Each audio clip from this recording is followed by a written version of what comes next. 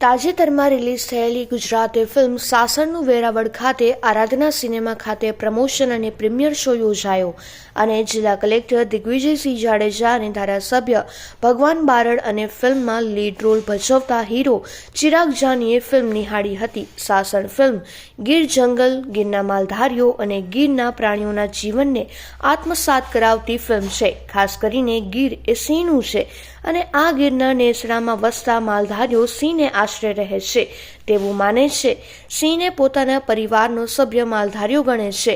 ત્યારે વેરાવળ ખાતે સાસણ ફિલ્મના પ્રમોશન માટે આવેલા આ ફિલ્મના લીડ રોલ ભજવતા સાઉથના સુપરસ્ટાર ચિરાગ જાની, જિલ્લા કલેક્ટર દિગ્વિજયસિંહ જાડેજા તેમજ તાલાલાના ધારાસભ્ય ભગવાન બારડ તેમજ ભાજપના પૂર્વ જિલ્લા પ્રમુખ દિલીપસિંહ બારડ, સામાજિક કાર્યકર જગમાલ વાળા સહિતના મહાનુભાવો ઉપસ્થિત રહ્યા હતા. કે ખાસ તો આપણા જિલ્લાના જે ચિરાગભાઈ છે એમાં રોલ છે અને પિક્ચર છે આપણા જે જિલ્લો છે આપણો એને ખૂબ જ અનુરૂપ બનાવેલ છે. સાસણ એટલે સિંહ અને માલધારી બેયનો સમન્વય છે અને માલધારીઓ જ આ જંગલ અને સિંહને બચાવ્યા છે એવો ક્લિયર મેસેજ એક આ મૂવી આપે છે.